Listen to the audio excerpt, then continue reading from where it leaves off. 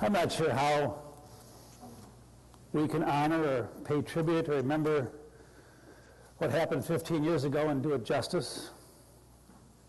I mean, so many people lost their lives and lost loved ones, and there's still over 1,000 who haven't been identified yet. And I guess unless you're a family that lost a loved one on that day, we can't quite identify with the pain. We do know this, that could have been us. Could have been any one of us, anywhere, anytime. And as a nation, we have endured so many terrorist attacks and mass shootings. And you know, it happens every weekend in the city of Chicago. Every weekend. And there's no answer really, I guess. There's no one person or political party that can make it all better. But somehow, some way, in the middle of all that, we learn something about ourselves. So I'm sitting in my office thinking about all this, and I'm thinking about you and all the stuff you go through. I'm thinking about my family and the Sunday school kids and the love bucket and a kid I've never met named Jackson. Thinking about our picnic, thinking about Cube sleeping safely in his bed, watching my dog lying at my feet. And I get up to get a cup of coffee, and I look out the front door, and I go, doggone it, I can't mention the sunrise again. But I will, because it was purple. It was pink, and it was orange, and the clouds somehow added even more raw beauty to it. And I immediately took my wonder dog out back before bringing him home, and I went by the veterans area, and there was like a mist over the bricks. And the mist added kind of a sacredness to all those names in the veterans area. And I thought of all the men and women who have sacrificed so much to make us who we are today. And not just military people. Think of all the people in your lives, in my life, that have helped us get to this point, who have influenced us. And so today is sad, to be sure, but it's also a day that calls us to love more, to care more, to reach out more, and not to be afraid of being a loving, caring person. Somehow in the middle of all this, we're called to reach down deep inside our soul and really make a difference and be unselfish. I remember I was just about ready to get on the tollway 15 years ago to go to a confirmation meeting at Carthage College, and it was 8:46 or whatever, and just like you, I heard the news, and I was tempted to keep on going, and then I thought to myself, I got to go back to church. And so I turned around and came back to the church. The parking lot was empty, and there was one guy standing at the front door, and it was Jerry Lavenda, of all people, back when he had hair. And so I drive up, and I go to the front door, and Jerry said, I'm sure you heard, and I said, yeah. She said, Rev, the church has got to be open today. You got to unlock that door. And by 7 o'clock that night, and many of you were here, there were about 250 people in our church lighting candles, thinking about what happened. And the most important thing is not where we were on that day. Every one of us has our own story. And the most important thing is, who are we today? When something like that happens, do we reach down deep inside and try to be a better person? I don't know if you remember, but in the aftermath of 9/11, those days afterwards, there was kind of a quiet kindness in the world. I mean, there were no airplanes because the airports were closed. If you went to the grocery store, it seemed like people nodded more.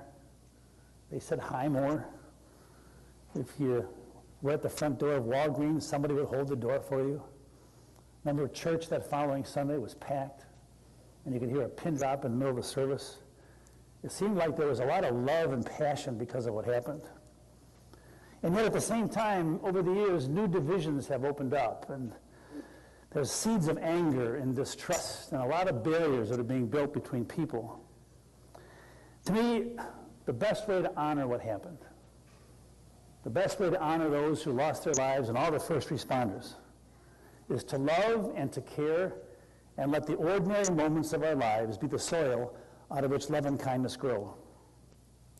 In our church, we got to keep the door open. I mean, we're small potatoes, okay? I'm small potatoes. All of us are. But our church has a place. And that's why we keep the floor clean and cut the grass and keep that minister humble, because this place has got to be there. So when somebody needs to be refreshed, when somebody needs forgiveness, when somebody needs a little bit of hope, they can go through that door and sit in here and pray and know that they're accepted by a God that's so much bigger than we are. I mean, why do we have the love bucket out for somebody you'll never meet or never know? Because that's what we do. It's called unconditional love. There's a young lady in our church who grew up here, and she made a lot of twists and turns that you're not supposed to make. And finally, I married her yesterday at the age of 32. And she fell in love with Fino, Hispanic. And his parents and grandparents don't speak any English. And they said, well, what can we do about the wedding? Because you speak English and Swedish, and we don't have any Swedish in the wedding. And I said, we're going to get a translator. And so I called Betty Perez. And she came and translated the service into Spanish, and it was so beautiful. There was so much love and goodness, and just the way she spoke those words. And you know something? There was so much love in the air, you didn't need a translator. Because you could feel the words, you could feel the Spirit. I want you to think of a young man this morning that you may or may not know, and you're not going to know his name. But he's going through a tough time. And this young man needs a translator. People like you that can translate sadness into joy, that can translate despair into hope, that can translate loneliness into feeling connected. That's the kind of translation a lot of people need. And you just pray that this young man can get that, because he needs it. And there are times when I need that too. The other day, a lady calls the church. I think Kathy was on duty at the time. And she sounds desperate. Well, she's a Hispanic Catholic, and she's getting married to a Rogers Park Jewish guy. And they want to have a church wedding. And so they literally go down the yellow pages, calling church after church after church after church after church. And everybody says no. Who's going to marry a Catholic and a Jewish person in the church? And so she asked Kathy, I wasn't there, do you think your minister and your church would do a wedding? She said, of course he would. And she just starts to cry. And so I get back, and Kathy gives me her phone number, and she said, she's going to call you back. Well, a week goes by, and she doesn't call back. And so I finally called her, and I said, are you Melissa? I said, you were supposed to call back. And she says, I wanted to, but I was afraid you'd say no, because all I've heard is no. They came in yesterday with their cute little daughter, and I told them, I'm not sure what the big deal is, because 2/3 of our church is Catholic. Jesus was Jewish. 2/3 of the Bible was Jewish. Take all that, add it together, divide by 3, and you got Lutheran written all over you. When they left the church, they were so relieved.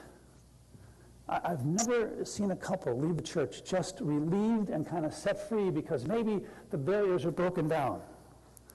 I guess that's how you honor 9/11, by being the kind of world that the terrorists want to take away. And guess what? They'll never take it away, because of the power of love. And that couple, it's because of you. It's not because of me, it's because of you. Because you are the ones that allow that door to be open.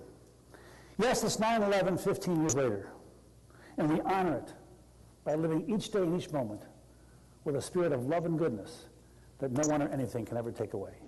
Amen. If you're able to, please rise for the creed. It's on page